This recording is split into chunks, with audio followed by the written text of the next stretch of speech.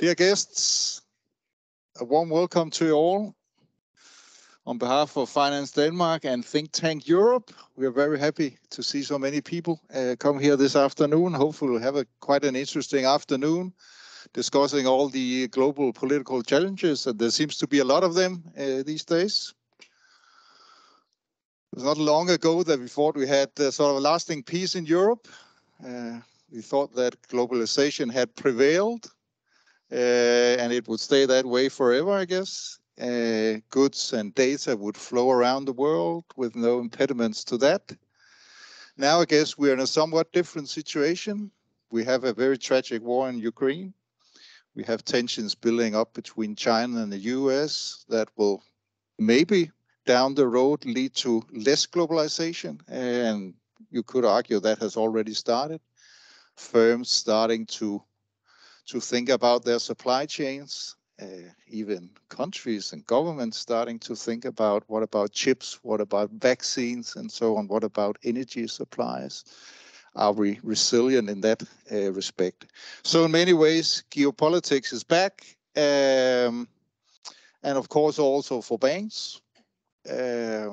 The implications will eventually show up in the accounts of banks. We see already now, or we're looking into a winter where people will have to pay a lot more on their gas bills. The general inflation will also erode real income. And maybe you have a variable mortgage and you'll see that go up. So indeed, there will be a massive feedback to banks and the economy in general. Having geopolitics back, we are very, I would say, happy and honored to have with us today a global capacity in discussing these questions. Bildt, the former Prime Minister and Foreign Minister of Sweden, and you all, which is right over here, that's true. So you're close to home. You're still traveling around the world, giving advice and guidance on these important matters. And I also think I spotted your new book over there, which is also, I won't. But we're very happy to have you here today. I know that part of that book is also very much focused on the situation in Ukraine and how to read Russia, and we'd be very interested to hear more on that. And on that note, I think I will end my introductory remarks and pass the mic, I could say, over to you, Lykke, and take it from here. Thank you all.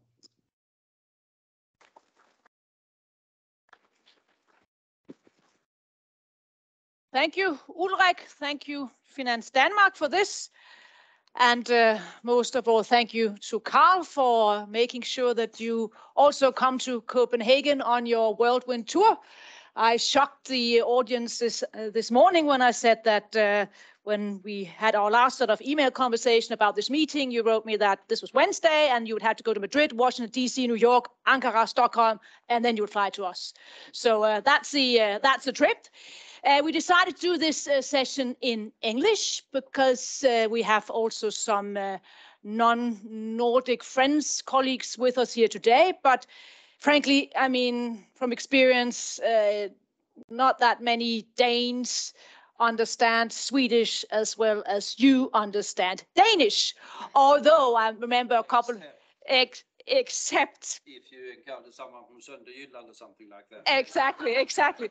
And except I also remember once you read an editorial in the newspaper Børsen, and it was very interesting. You said very interesting, but there was one word you didn't understand, and unfortunately, this word was what it was about. It was gylle. So Manu, but we'll skip Manu, we'll skip agriculture, and we'll simply just stay on the track of geopolitics, because as Ulrik also mentioned, there are plenty of items to discuss here. And I think we should start with the war, in particularly also because you've been to Kiev several times after the 24th of February. So what's your take now on the overall situation, and also with regards to Putin's motivation? Are we in for a long war? Do you see chances of suddenly Putin not being around anymore, politically at least? What's your evaluation of the war? Let's start there. And remember, this will be a sort of interactive session where you will also be able to ask questions. So get ready. Yeah, the war. Okay. Yeah. Oh, I better press a button here, otherwise. Is that it? Yeah, good. I think we are in for a long war. In the sense that we are in for long conflict. That particular war, that conflict can go through different phases. But we should understand what Mr. Putin is up to. Listen to what he's saying, listen to what he wants to achieve, and then it's fairly obvious that this will go on for quite some time, because he has set himself the task of sort of reversing the flow of history, you might argue, and bringing Russia back to some sort of greatness that he believes there was there in the past. I tell an interesting story, an illuminating story in my book, and it's actually a true story. Yeah, well, has to be underlined particularly. A close Russian friend of me was in Moscow a couple of weeks prior to the war. He met Lavrov. They know each other. He's part of, I talk about sort of the small elite in Moscow. And my Russian friend asks Lavrov and say, Sergei, who's really advising the president on all these things? I mean, he says, what on earth? Who is he listening to? And Lavrov says, in the typical Lavrov cynical style, he says, oh, I know exactly who they are. There are three persons that Putin really listens to. And my friend says, who are they? Sort of, because it was obvious that Lavrov wasn't one of them. And then Lavrov said, oh yeah.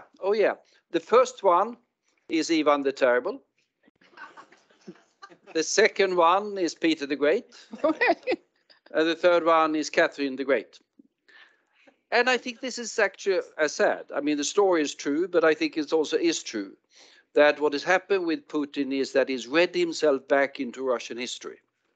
And he's seen a greatness that was achieved by the Tsars of the past, and he feels that there's a risk of his legacy in Russia being to lose a lot of that, which is correct, because he has been on a losing track for Russia. Losing Ukraine, which he did with the Orange Revolution and with what he did in 2014 and what he did with Crimea, that's a fairly big thing if you look at it in the long stream of Russian history. And he did not want to go down in history as the one who lost all of this, and he decided to launch a war. And he has been very clear. He said this is a life and death struggle for Russia.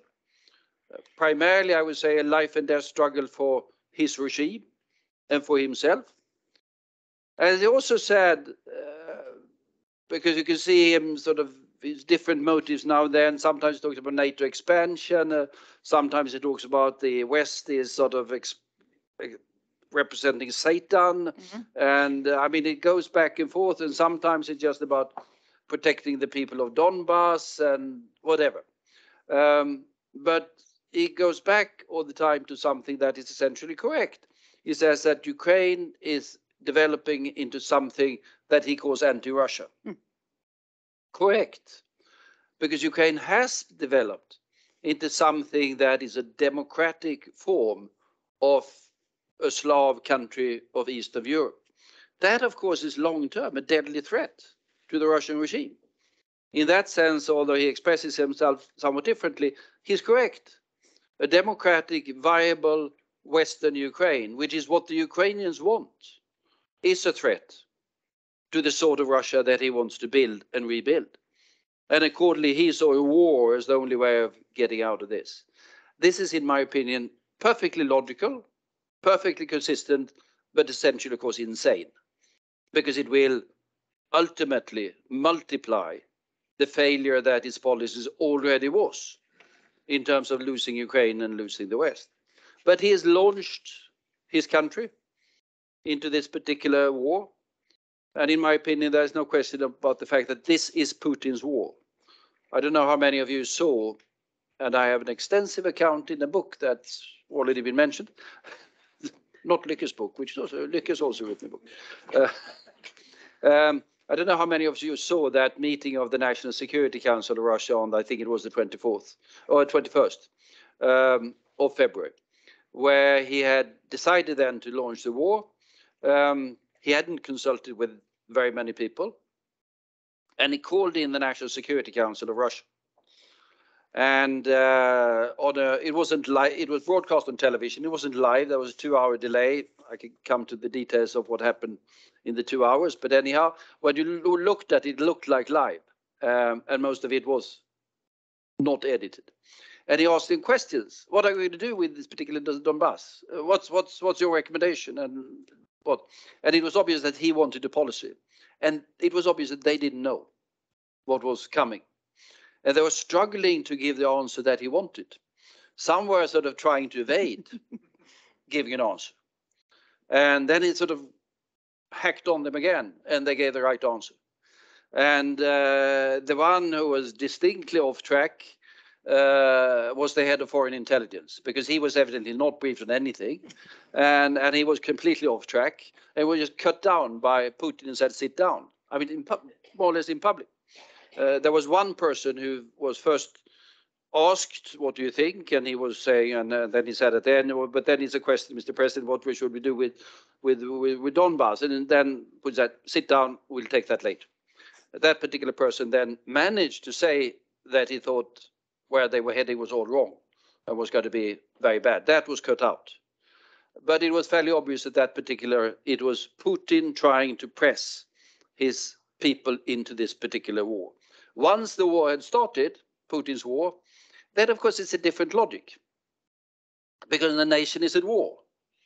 I sometimes make the comparison with Hitler, because Hitler launched his war against Poland in September of 1939. He did that on his own. Polish-German friendship wasn't thriving, and Poland was not a perfect place. There were lots of actual issues between the two countries, but there was not a groundswell, even among the elites of Hitler, to launch a big aggressive war against Poland. Hitler decided, once the war has been launched, then your country is at war and you support it. And we saw that in Russia as well. They said, okay, we're at war, stupid decision, but if we're at war, we need to win it, because losing is bad. What we see now, I think, is that there is the beginning of an understanding that is broader and broader in Russia, that they're not going to win. They might even lose, however you define that. But it's fairly obvious that what he intended to do is not achieved. He still believes that he can win the one way or the other. The big army that is built through the military reform after 2008, sort of going from the old Soviet-style army, big conscription army, to a slightly semi-professional army with conscript soldiers that he invested quite a lot in, evidently not enough, but anyhow a lot. That army failed in the last 8 months. And after February 24th, the big issue was, of course, September the 21st, when he had to concede the failure of the professional army and say, I need mobilization. Prior to that, he said, never going to happen, not needed, it's going to be okay. We said, mobilization. That was when war started to come home to the Russian people. Prior to that, most people did special military operation, something. It will be sorted out. It doesn't affect us. Life in Moscow went on, but it was a sea change when mobilization started to happen. And what that will bring remains to be seen. He's now saying he's mobilized 300,000, trying to equip them. Whether that will work, experts are doubting. Remains to be seen.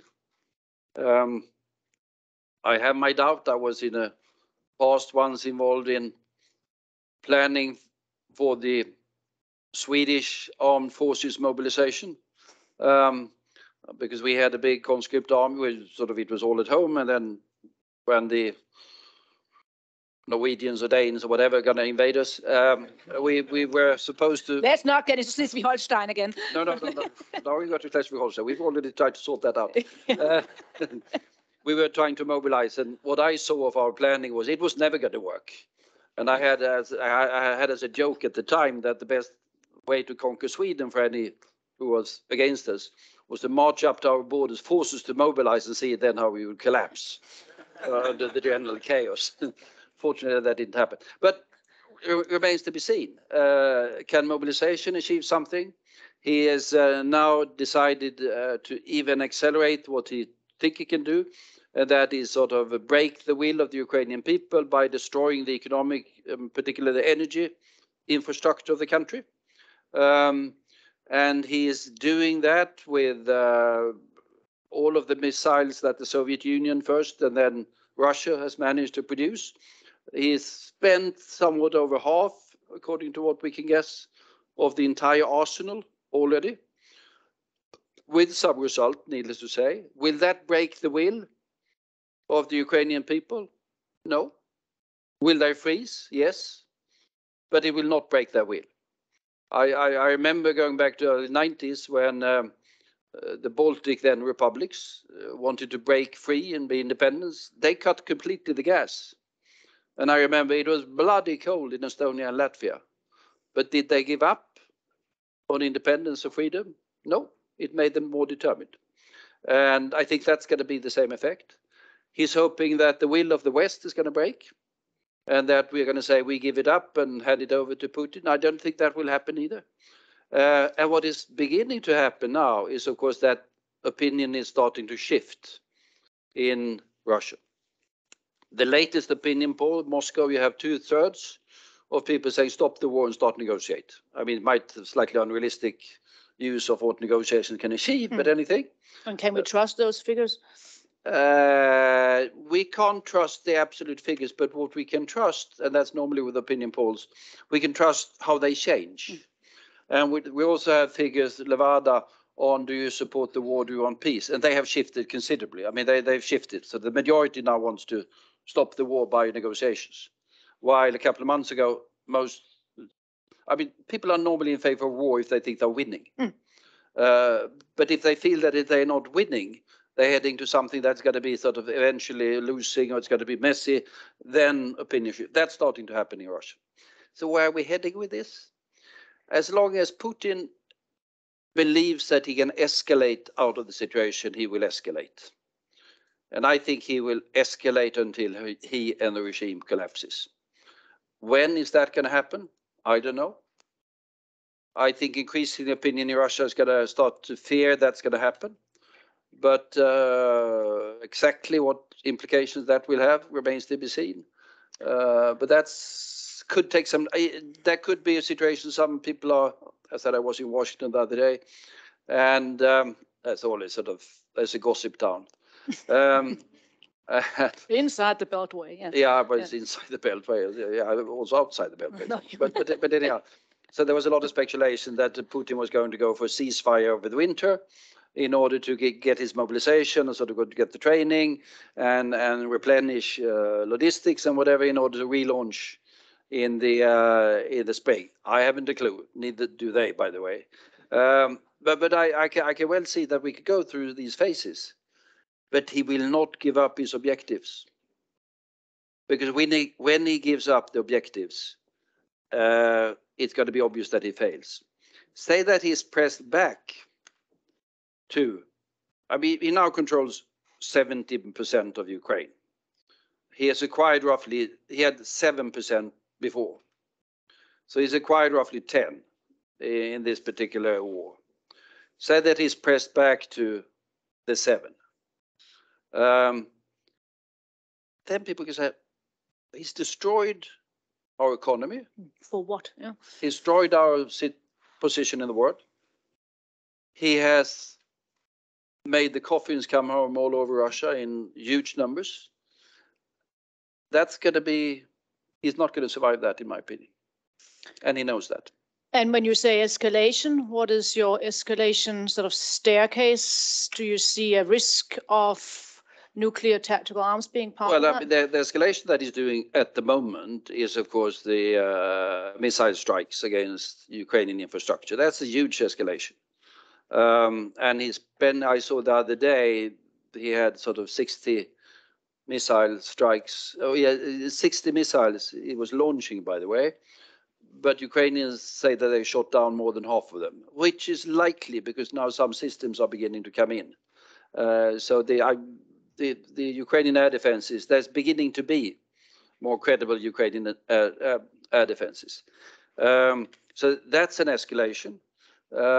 He is planning with an escalation that mobilization will produce some forces that are usable, and a lot of people doubt that. You never know. Give it 4 or 5 months, it might be that they will be able to handle more than a Kalashnikov. The nuclear option is there. I think the possibility of him using a nuclear device at some point in time should not be discounted. Not that I don't think that will change the war in his favor, but we should certainly not exclude it. Because he said, as long as he believes that escalation can bring in something, he will do it. And he will do it until the entire project of his collapses. And why is it so important to state that this is Putin's war and not Russia's war? Is that because it could trigger, mobilize the Russian population if they suddenly think that we are... Slightly controversial. Yeah. Particularly if I go to Kiev and say that they But you stressed here very much it was Putin's war. Yeah. Why? When I go to Kiev and say that they have me in for stoning in public, more or less. No, because I think that goes to some fundamentals of the way they're in war and peace. We go back to Hitler. We never made the Germans responsible for the war. We made Hitler and the people around him responsible for the war. We set up Nuremberg trials. We set up the Tokyo trials after with the Japanese, in order to say there is individual, not collective responsibility for the war. Both because individual responsibility is there, those were the war criminals, but also because made the possibility for a new start for the people. Of course, there were a lot of Germans that supported Hitler. There was a lot of Japanese who supported the emperor, and the emperor we never brought to trial, by the way, at all. Put him on the side because of obvious political considerations. But we said that was not important. The individuals, and then move on. Same Serbia. We never said the Serbs are responsible for everything. We said Milosevic and others were responsible. So I think from that operational point of view, long term, it's important. I think it's also important from, as you indicate, that we don't want to be at war with Russia. We are at war with Putin, or Putin is at war with us. And I think if we phrase it like that, it might be more possible to win it. Putin, in his propaganda, wants it to be seen as the West is against Russia. If you watch Russian television, which I don't, but I do some, and I talk to people who professionally have to do it all the time, poor guys. Then, of course, it is now, I say, the West is against Russia. The West is there to break up Russia. The West is there to destroy Russia. The West has always been there. They never recognized us. We shouldn't play that game. We are not against Russia. We are against Putin. So that's why this thing. But I said, if you go to Kiev and if you go to the Baltic States, you will be stoned. Because they say... Or if you go to Estonia also, I mean... Estonia as well. Yeah, they have an element of this sort of old Finnish saying, which the Finns have. The Finns have a saying in Swedish anyhow, but in English that a Russian is a Russian even if fried in butter. And of course that goes through back to the historical experience of Finland. And with your knowledge of domestic Russian politics, do you see any scenario there where suddenly there's this internal coup against Putin, like we saw after with Khrushchev, basically? I mean, the Cuban crisis, Khrushchev was in Denmark at his official visit. He came home then it was Brezhnev. But there you had a list, I guess, with the Politburo. But now you don't really have a list. But who would be? Yeah. So any ideas on how such a scenario could actually play out with regards to Putin? Well, I mean, we can only speculate, and I don't think anything of this is imminent. But I find it striking that there are a couple of people at high levels in Moscow who haven't spoken out in favor of the war, who has sort of more... Such as the Prime Minister, such as the Mayor of Moscow, to take two examples, but I can give some others.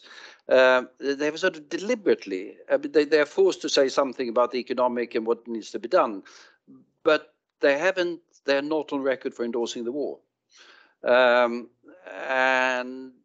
that is fairly obvious. And the others who haven't said a thing. I think is the Labulina, the head of a central bank, who's been managing things. She was might have been a coincidence, or she might have a problem with her finance or wardrobe or whatever. But for the first 8 weeks after the war, she was dressed in black every day. Could have been that she likes black, but it could also be interpreted as something else. Yeah, you never know.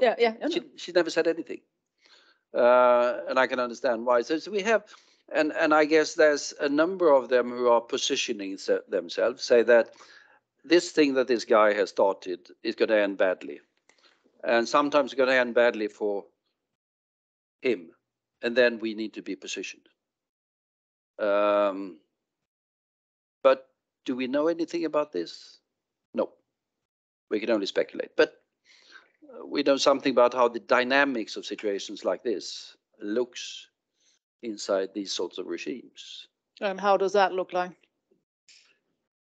The possible dynamic. Well, I mean, go back to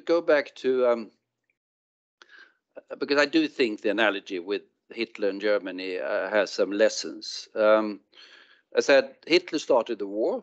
A lot of people thought this was insane in the way he did it, but he managed to get support also of the German armed forces because he was successful. And Hitler was amazingly successful with his war for a number of years. And success breeds support. It was only sort of El Alamein and Stalingrad and things like that, Kursk battle, that it became obvious that Germany is going to go down the drain. And that led to June 1944, needless to say. Will something like that happen? I don't know. But I mean, you can see the dynamic. The difference is that Russian Stauffenberg. Yeah, whatever. But I mean, the difference is, of course, that Putin has not been successful. Hitler was successful for quite some time, militarily, I'm talking about. Putin has been a failure militarily.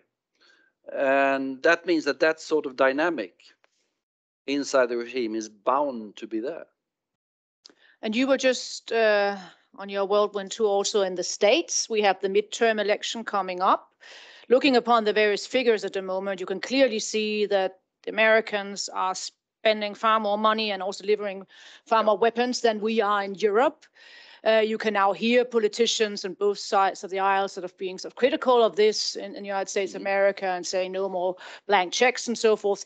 Do you see sort of pressure from Washington rising against, I mean, with regards to this, I mean, that Europe should pay more, should put its money where its mouth is? Do you see that coming up? I see that coming up. I think it's serious, and I think they're right. And can we act upon it? Well, if we can't, then we should fold the flag and go home. No, right, not quite. Okay. But of course, you have all of these sort of who've been talking about strategic autonomy or whatever, if you remember that debate. And we can do everything. European sovereignty. European sovereignty and whatever. Durchschlagskraft. Yeah, whatever. No. I mean, whatever these debates that we've been going through in the last few years. And then we see what's actually happening when sort of the shit hits the fan, to say. I remember the first time I went into the war, I landed at this airport in eastern Poland, Rzeszów or whatever, one of these too many sets. To take the train. And then you take the train from there. When you went to the airport, the apron was lined with C-17s, US Air Force, and one UK. The airport was surrounded by Patriot missile batteries of the US Army, and it was protected by elements of the 82nd Airborne Division that has been flown in. I didn't see any French troops. I didn't see any Swedish or Danish or Portuguese troops. It was the Americans who were doing all of the running, and they did it rather well. Had they not done it, things would have been different. So I think we Europeans need to sort of look reality in the eyes and adjust our rhetoric and adjust our handling. Of course, Americans can do more militarily. They have capabilities that we don't, but we have money. If we take what is needed to support Ukraine is in the order of sort of $5 billion euros a month. That's a fair amount of money. But if you compare that with the overall, what would that be for the EU economy? If my mathematics is right, and I wouldn't be entirely certain, but anyhow, that is 0.03% of GDP that we would have to invest. And we invest 2% in defense, we invest 1% in the ODA. I don't know what Denmark has, but Sweden has had, and go down to 0.85, and most people think that is betrayal of the word, but it's 0.03 in order to have the Ukrainian state survive, because wars are expensive. And when you have your economy destroyed, it's even more expensive. And they need to pay the nurses, they need to pay the teachers, they need to pay for roof over their heads for all of those millions that are displaced. And they can't just print money, because that leads to hyperinflation and collapse. We should be able to do that, but we are not doing it. Yeah, no, because we're not living up to the various promises that were already given. I mean, look upon the EU's money, and now there's a big debate in the EU about burden sharing. I mean, whether Germans should pay or whoever should pay. Yeah, so do you see the support for the war in Europe? Do you see that changing? I mean, are you worried? You follow also the Italian situation, obviously. You have demonstrations now in both wars in the Czech Republic. Could there be a breaking point at a certain stage within the European Union? I don't see it as of yet. As of yet, or could you conceptualize it? No. You never know, but I don't see it coming. So far, if you look at opinion polls all over Europe, support for Ukraine is holding up amazingly well. Also, if you go to the US, I mean, that being some Republicans and there were some Democrats as well doing funny things. But in both of the parties, roughly 70% supporting, and it's been increased on the Republican side during the summer. So there will be some dissent. There will be people in the US saying, as you say, why are we paying so much and the Europeans are not? Fair that they are doing that. We'll have more of that. There will be the usual squabble inside the European Union, who pays what. But I think on the essence, I think we're okay. I mean, even if it's the Italian situation, and our Prime Minister Meloni is not necessarily my cup of tea, but her statements have been extremely solid. And she didn't get any vodka bottles from Putin. That was Berlusconi. But I mean, but to be concrete, both our countries are members, I presume, still of the so-called Frugal Four camp. Yep. So if the EU now suddenly say, or Commission, now we need to create some kind of a new fund for Ukraine, would we then be able to support that? Would there be Swedish support for that? Or would Swedish politicians say, like the same as Olaf Scholz is saying at the moment, we should spend the money that was set aside? I mean, in the present recovery fund and so forth. Well, if there's money left in the recovery fund, absolutely you can do that. Otherwise, as I said, now from the Swedish point of view, we've spent 1% of GDP on ODA. The new government is taking that down to roughly 0.85. Well, we can take a significant slide of that. Of course, it's not that the Swedish state is about to go bankrupt. I mean, it's doable. The sums are, if we see them in context, fairly marginal. So I think it's perfectly doable, and I think it should be grant money, not loan money.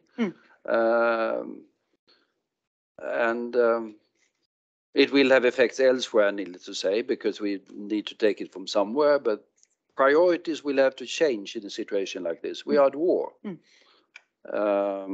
we must win this particular war. And Ukraine's chances then of joining the European Union now, Sweden has the EU presidency from January with your new government, with Kristersson as a prime minister.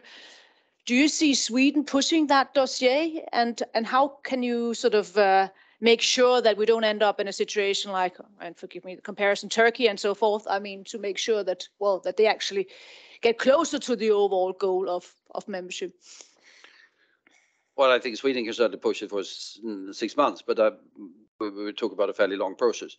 That's going to be very much, and I think it's doable. I mean, we should not forget that we negotiated with them this DCFTA agreement, free trade, a lot of harmonization of rules and regulations already been done.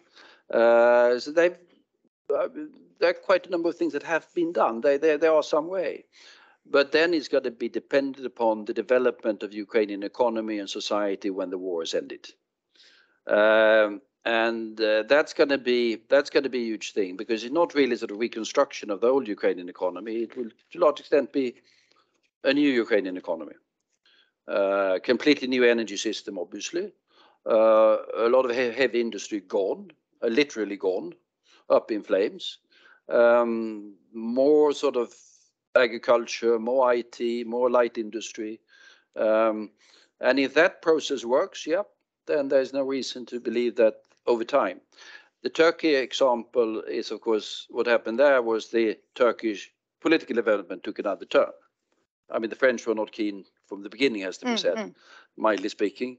But it was also that we were very supportive here always in Denmark. For Denmark has always been a stalwart supporter. Exactly. Whatever. Before I open up for questions, if you were now the advisor of Chancellor Olaf Scholz, he's just about to embark on his plane, Konrad Adenauer, to fly to Beijing.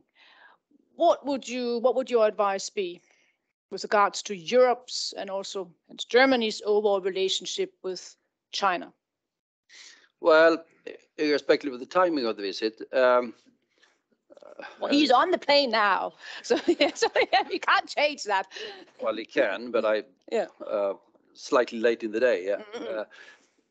But of course, we need to. I think it was right to engage with Putin right up to the beginning of the war. It was not that we were in love with Putin, but there was a lot of engagement with him from the American side primarily, but also Scholz, Macron, whatever. Orban. It produced absolutely nothing. But was it wrong to try? No, it wasn't. It was the right thing to do. I think it's important to engage with the Chinese. And in contrast to the Russians are at the moment fairly relevant to a lot of the things that we need to do on the global scene, climate, health, and whatever. The Chinese are very relevant. And it is the world's largest economy, depending on, or is about to become the world's largest economy. It is not an irrelevant place, to put it mildly. I would hope, and that was the rumor of Washington anyhow, that they are busy planning a meeting between Biden and Xi Jinping in the coming, within 2 weeks. And they have a fairly long agenda where they want to go back in a dialogue relationship with the Chinese. Because what happened, if you remember the Pelosi visit, which might not have been too well advised, but anyhow, the Chinese as usual overreacted and they broke off talks on everything, including climate. The Americans really want to get back in the dialogue with the Chinese. I think that's right. I think it's right that the Europeans do it as well. So from that point of view, it's not wrong to go there. Let's open up for questions. Was that yes? And over there, I think, do we have a microphone or can we just shout? We can just shout. Please state your name and affiliation. Yeah. Hi, Morten from Danske Bank. A question of a personal interest, not a lot of finance. You mentioned the duration of the war might be long, also the role of the US. How do you see this playing into an upcoming presidential election, which is not too far away also? No, but it's 2 years down the road anyhow. So it's too early to answer that particular question. But I mean, we might have, we have midterms coming up now on November the 8th. A lot of speculation that if it's a good result for the Republicans, Trump is going to announce his intention to run for the presidency after that. It's clear that he will say we should spend money on the school children in Alabama or whatever he wants to spend money on instead of Ukraine. He will. Will that have traction? I don't think so. I don't think he will sort of be massively successful with it, but he will do that. The big question is, of course, if he will win the election, what happens then? Then the roof will fall in on most things. But I still think that the Americans will stay the course, because for them, apart from the fact that this is Ukraine and all of the things that we can discuss, US superpower can't take too many defeats. One thing was to abandon the war in Afghanistan after 20 years and try to forget the entire thing, which is essentially what they are doing. But you can't retreat on too many places. To be defeated by Russia in a situation where the Americans fear the Chinese and the Chinese and the Russians are allied, I don't think American strategic culture will take that, even under Trump. Lykke? From Börsen. If after a long and cold winter and perhaps a frozen conflict, President Zelensky still sticks to in front of you that we want to liberate every inch of Ukraine, will the West still be there, or will they say, well, perhaps you should forget about the Half Islands, perhaps you should forget about part of Donbass as well? Will we go with Ukraine all the way? I don't think, frankly speaking, what the West will say will be that important, because this is a very strong view of the Ukraine nation. There's not a Ukraine politician who can stand up and say that I'm going to give away part of my country. It's simply not going to happen in the foreseeable future. Even if they have the Portuguese or Swedish or Danish government recommending them to do it, it's simply not going to fly. You could, of course, foresee, couldn't foresee, but you can think of contingencies where Ukrainian government would say we can't take it any longer. There was an analogy comparison made with the Finnish Winter War. That after 3 months, this famous phrase with Väinö Linna, if you remember that one, where one said that a Finnish soldier is worth 10 Russian soldiers, and they proved it. But the problem was when the 11th came. And the Finns had cut losses, and they lost Viborg, their second biggest city. But that was a decision taken by the Finnish political leadership at that time, supported, needless to say, by Swedes and others who could have an interest in it in those days. But the same thing here. I think it's going to be decided by Ukraine. As long as Ukraine is fighting, they will have support. All the way to the back. Yes, gentlemen, yeah. Those are my friends who are IP scholars. Two things about Washington's. One is that Washington, this may be by proxy. In Beijing is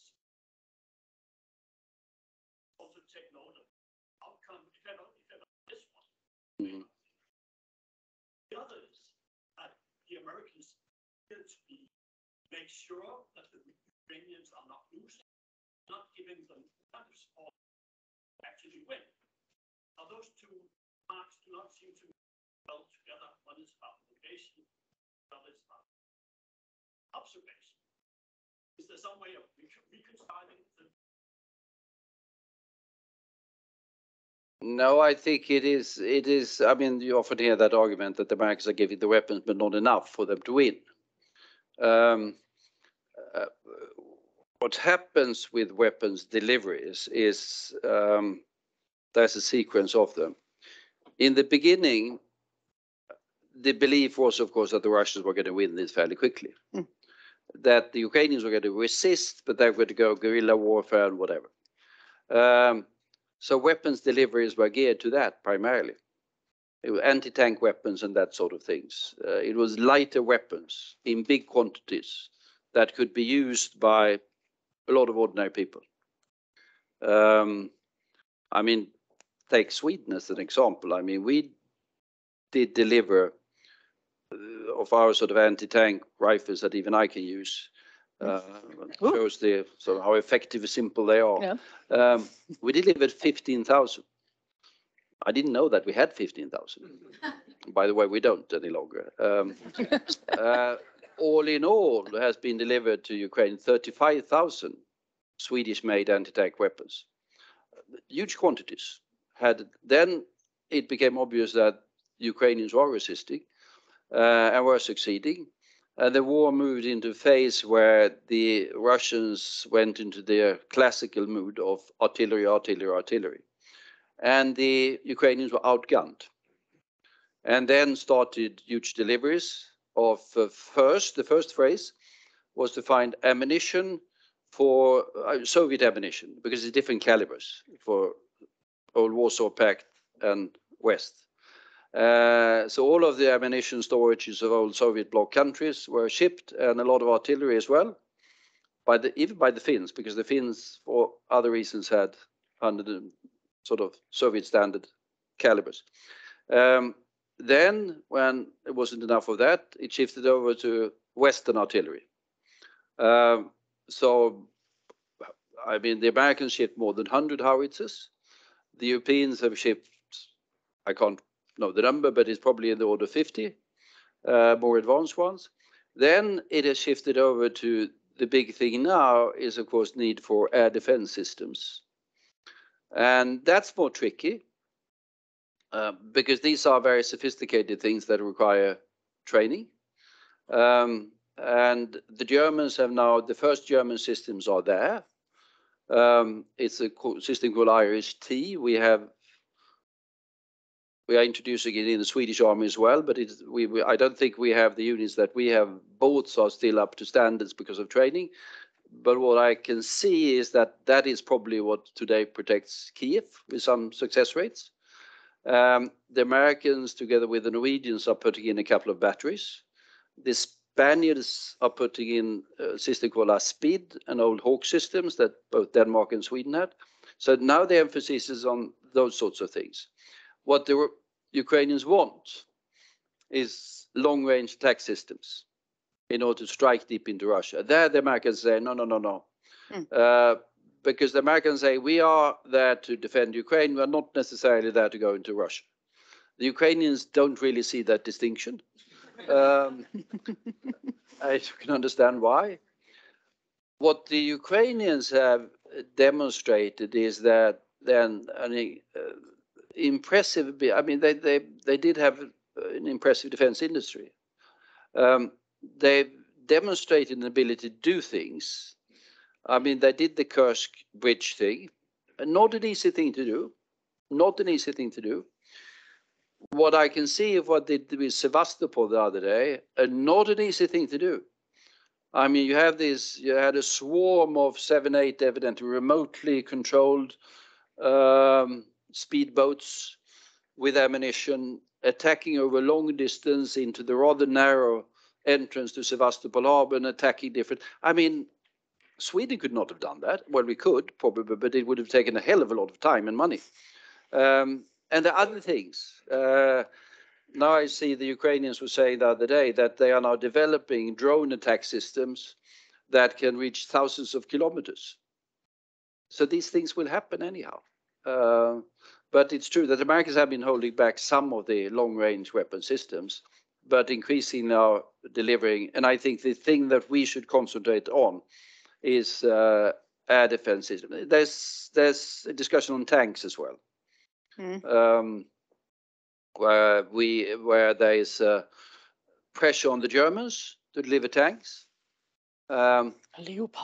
Leopard. And the Germans are saying we can do it, but we don't want to do it alone, and we want the Americans to deliver tanks. And then the Americans say our tanks are too sophisticated, and they also had other strange arguments because the Americans don't want to deliver their most advanced tanks. They say Germans do it, and Germans say we can't do it, and then we are under pressure from other countries. Do you have any Leopards over, by the way, in Danish army?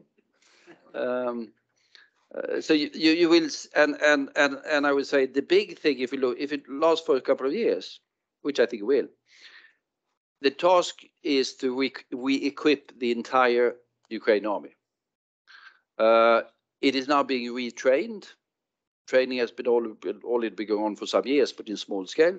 But now we have a US training program, we have a UK training program, we have an EU training program, so that they are retraining the army and is going to be re-equipped to NATO standards over some years. So it's a huge thing. Well, that's good. not Okay, necessarily. let's take two at a time. Let's go here and then over here. Yes, here in the first row. Yeah, or second row. Rather. Mentioned that Russia is bombing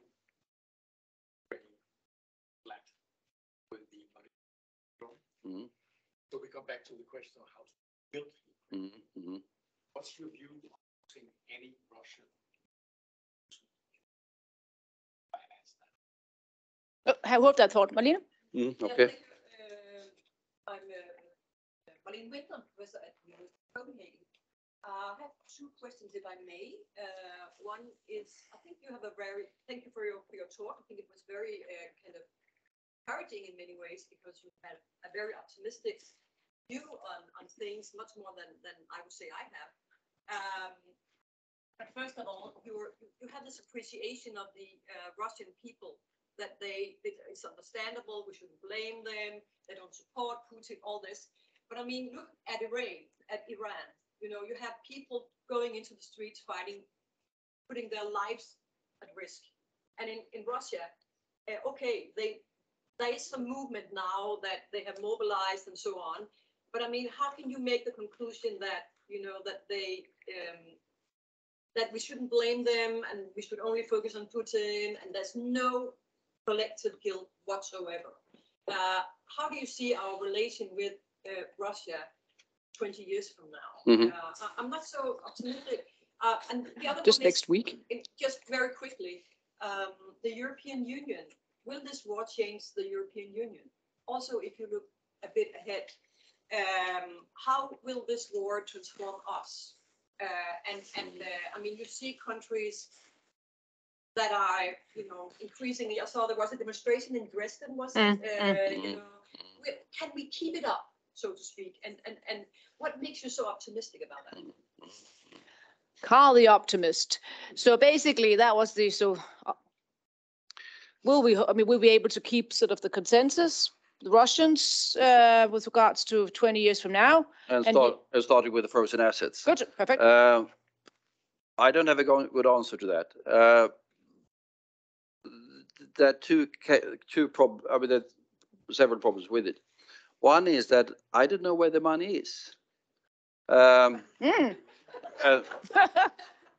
Not here. No, it's not in Copenhagen, I guess, because we're talking about a figure overall of 300 billion or something like that, and I saw that there was a figure that of that 30 is in the EU, and some in the US, and where is the rest? Switzerland, Dubai? I haven't a clue. Yeah, UK probably also. UK, yeah, to a certain extent, but we sort of so it needs to have action in quite a number of jurisdictions. The ones that are not particularly keen on it are the Americans, and they are not keen on it because they think it will undermine the value of the dollar, because people will be afraid. All countries around the world will be afraid of putting their currency reserves in dollars, because they think that once the US Congress gets in a bad mood, they will take the money. So when you discuss this in Washington, you can see people being very hesitant about the idea. But there are other people who have different views on the legal possibilities. And one would have to look at other examples in history. We did freeze a lot of assets of Iran once upon a time. I think that's still frozen. We did freeze a lot of assets of Libya. I think that's still frozen. One have to look at if there are examples where we have taken frozen assets and used them. Back to the Russian people. First, I don't think that sort of this, what happens in the streets, whatever that will happen, will have any particular significance. The regime will have enough security forces to control the streets. The street will not overturn.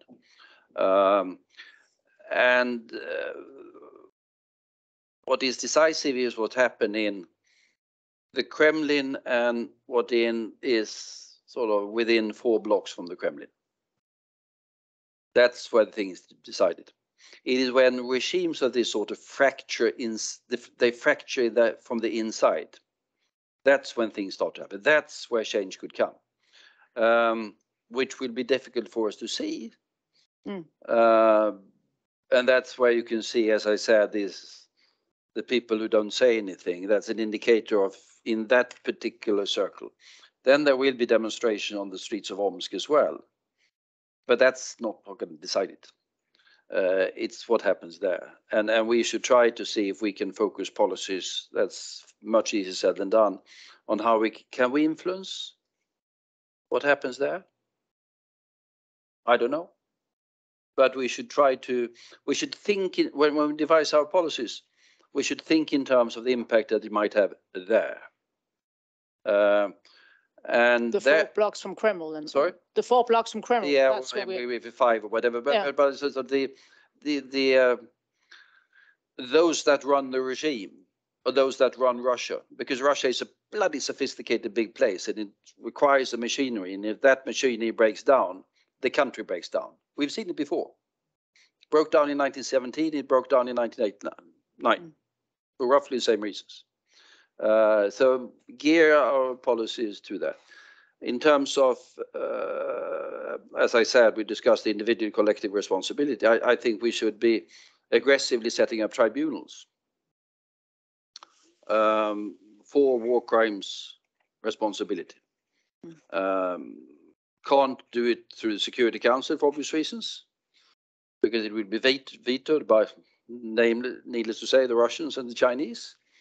It might be that it can be done by a resolution in the UN General Assembly to give its authority. It might be that the EU could take the initiative with other countries to set up a war crimes tribunal and start proceedings on that. It might be that we need a separate tribunal, in my opinion, for the crime of aggression, which is a controversial crime, where I think the Americans might be somewhat less keen on that, by the way, because they will fear that other cases will be brought up. But where the EU can do things. And that is also sending a signal to the Russian people that you might have been supporting the guy, but it's not you that we are going to bring to trial or whatever we're going to do. If we're bringing people to trial, I don't know, but I mean the symbolism of it. What was it more? How we will change the EU? Yeah. I mean, it's already changed the EU. Because in policy terms, and you can say in policy terms, EU is shifting east. We talked, Lykke and I, on particular. I mean, you see, the shift in Germany is, I think, profound. The speeches, we talked about the Steinmeier speech last week. And it's quite extraordinary. He's apart from he's been around for some time. Like somebody else, yeah. Sorry? Like somebody else, yeah. Like me. And I know him well, and I've been working with him extremely much on these particular issues. He's now president of the country. And he comes out with a speech and saying we were wrong as a nation. We need to recalibrate our entire approach to our place in Europe and Europe. That's quite something. And Germany is a place that is not sort of that volatile in its politics. It's a slow-moving place. So you see that happening.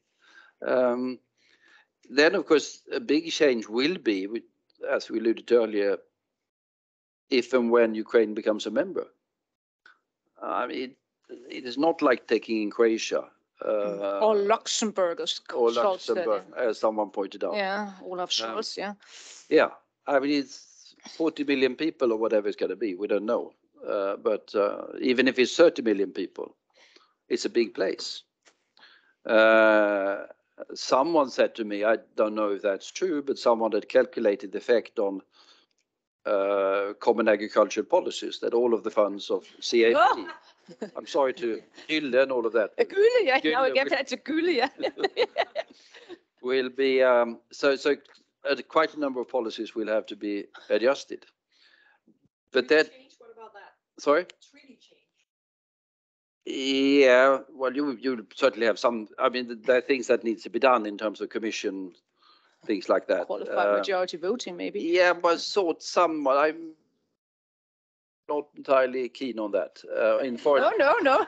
Yeah. Well, no, to take that and my old friend Radek Sikorski, we were foreign ministers. He gave a speech the other day, which I thought was very good, where he took issue with it, because there's a lot of people in Berlin now saying, let's do qualitative majority voting in foreign policy, essentially to get rid of Hungarians.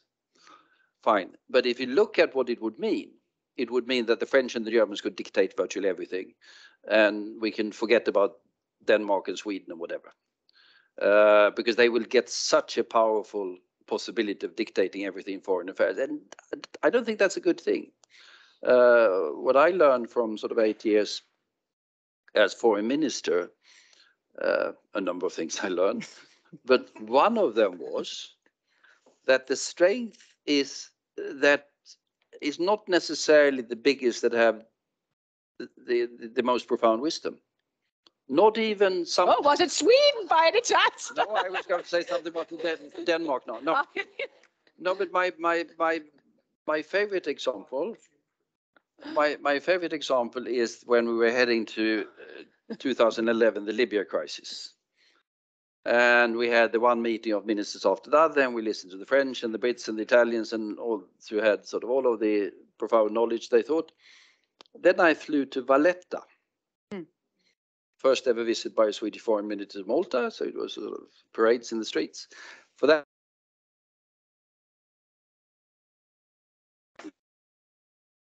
Libya, then the combined knowledge of Berlin, London, Paris, and Rome, because they were living close to it. Much in the same way that you can learn about Ukraine in Warsaw or in Bratislava, and those sorts of things. And you could learn about northern issues in Copenhagen, Helsinki, and Stockholm, and that gave a quality to the debate about foreign affairs inside the Foreign Affairs Council. Had it been QMV, I think the Germans and the French would have closed down the debate immediately and say the Maltese can go somewhere else, and we don't really care about the Danes. Yeah. But we were forced to take everyone into account, and that increased the quality of the decisions. It slowed down the speed sometimes, no question, but it increased the quality. But 36 countries. Sorry? 36 countries around the table if you want to have these long discussions on all issues. It will be somewhat lengthy. I agree with that. Okay, yeah. But still, what you can have is that you can do more of that you have one or two opting out and tolerate that. So that we get rid of, if it's only one or two, but to go for QMV, nope. Good. We go to the far left and to the far right. So all the way in the corner, and then Hakon again. Yes, please.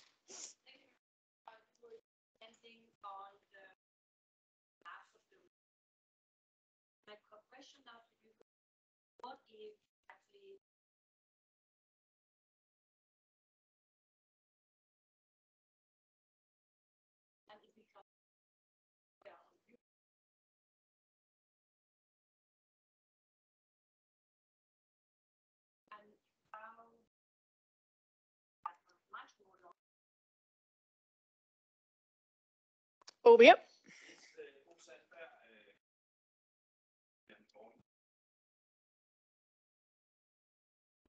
Talking about the global order or disorder, like Turkey as a NATO partner, as a partner for the immigration, but on the other hand, also as a sort of friend with Russia and disruptor and blackmailer in Sweden, entering NATO, and in brackets also an economy with 5%. So that's just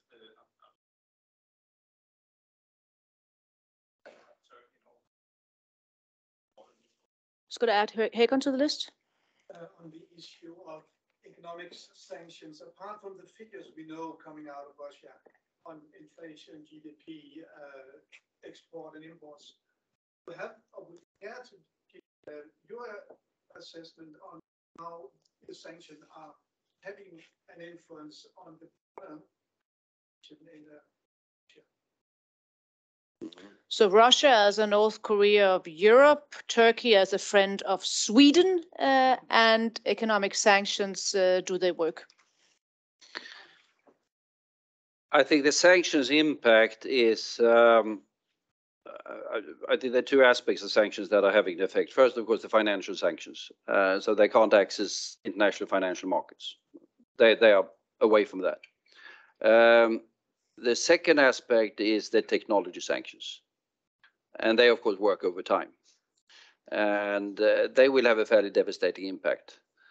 If they don't get a single server into the country, I mean, we all have servers all over our economies. We change them every 3 or 4 years because there's new hardware, new software. Mm-hmm. If that's not there, what do you do?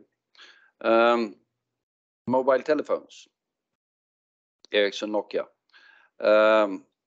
they are dependent on software updates all the time. When that doesn't happen, I mean, those sorts of things are going to hit. Or another example, which I think is gas.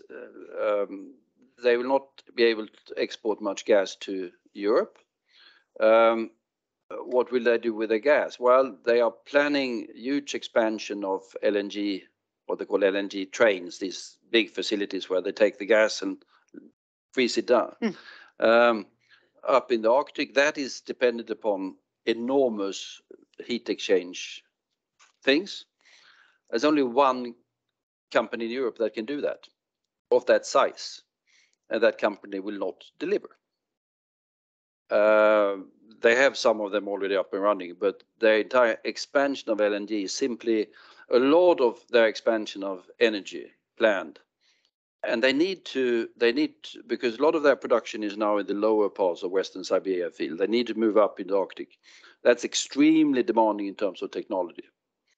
And that's the Americans and the Norwegians and others who can do those things. That's not going to be available.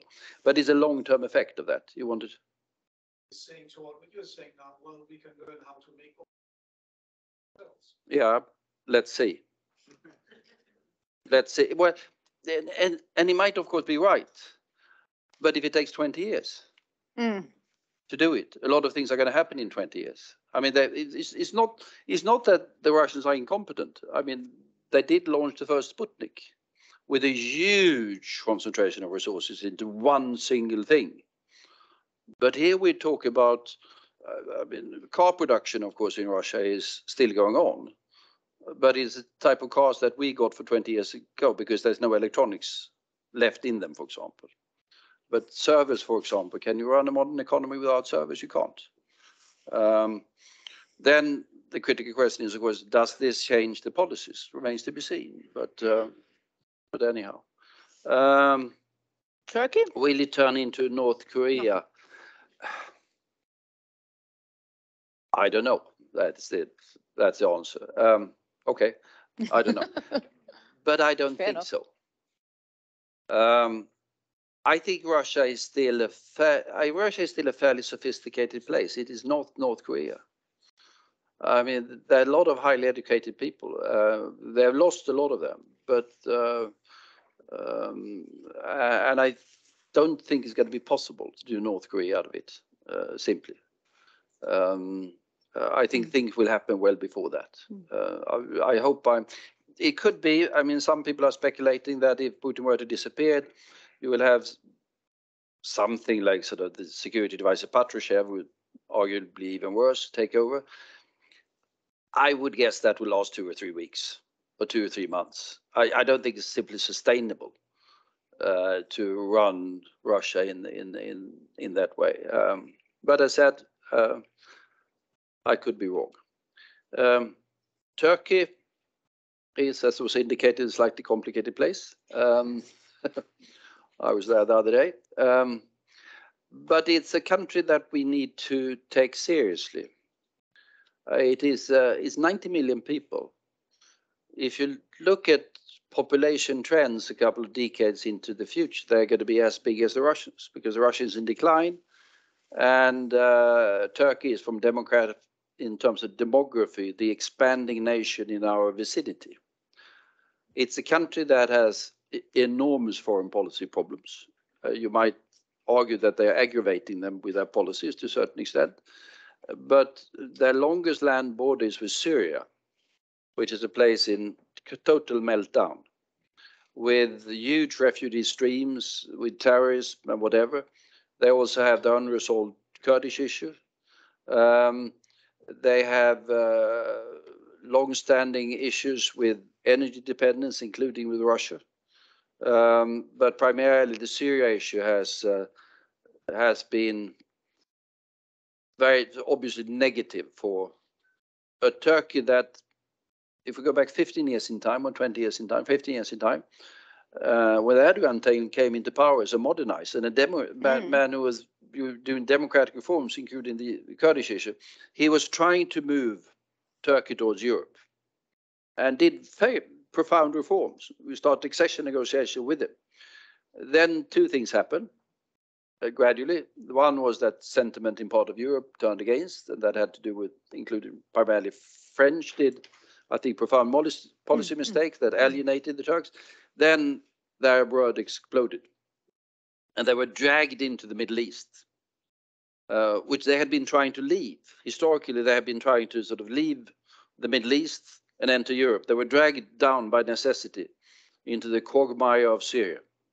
And to maneuver that, they also needed Putin, because Putin saved, together with the Iranians, Assad. And accordingly, we have this odd situation where we have Putin and Erdogan sitting down regularly in order to handle the situation in Idlib, or handle the refugee flow, or handle Israeli airstrikes and whatever.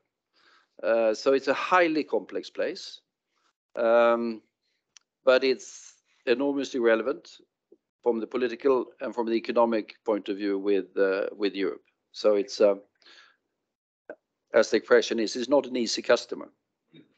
Final question? Yeah. Yes, my name is Carsten Blasberg. I'm from the Association of the I actually have two questions. One is to follow up on the Turkish question.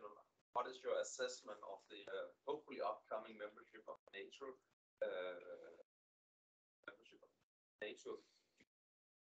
Going to face more blackmail from Erdogan, or do you believe he will give in at the last? We see some tendency from his side.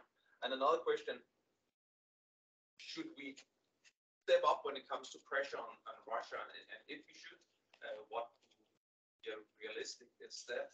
Is it more economic sanctions? Are there more to put through that? Are there new kind of weapons that we provide to Ukraine? Perhaps pressure on countries who still have relationships with Russians? What about India, for instance? How can we make that pressure on those kind of countries? Well, I said Ukraine needs air defense, clearly. Because if we can protect Kiev and protect the cities and protect the population, it makes a hell of a difference. Because then he can't go on sort of pulverizing the cities. And that needs to be done. Not easy, but doable, and it is a big place, and we don't necessarily have all of the assets in Western Europe that we should have had. I don't know what you have in Denmark, air defense. Sorry. You have umbrella.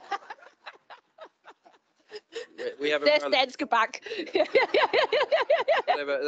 that we need to do. Sanctions, there might be additional things that you could do, but primarily it's a question of implementing these sanctions.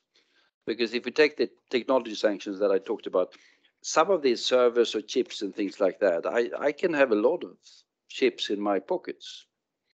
So of course what the Russians will do is to set up a huge smuggling operation. They did that in the Soviet days as well. So that requires the policing of the sanctions. And we've already seen they set up sort of front companies in countries and they're pretending to sell to someone else. And I mean, Iranians have been masters in this particular game as well. So it requires a sanctions implementation mechanism to make the existing sanctions work. There might be additional ones as well. And the first question you had was? NATO. You were just in Turkey, so you probably solved it. I have all the answers. No, I at some point in time they will give in. Okay. I would say that we would have sorted this out. My estimate, we will have sorted it out by the next NATO summit. But June then. yeah, we have Jens Stoltenberg, the Secretary General, is in Ankara tomorrow. Swedish Prime Minister is there on the 8th, whenever that is. That's next week, whatever. Next Tuesday. I don't expect anything spectacular to come out of these two visits, but it's part of a process that is now moving forward. So we must then try to, that's going to be a big thing for our respective countries. We need to replan the defense of Northern Europe. Because previously, look, the Swedish defense has been geared to defending Sweden, surprise, for quite some time. No longer. Swedish defense will be part of an integrated force to defend Northern Europe. To integrate with Danish forces, more implications for Norway, huge implications for the Baltic states. That's a huge shift of defense and security planning in our respective countries, which will take some time. What have I forgotten? Nothing. That was it. That was it. Carl Bildt.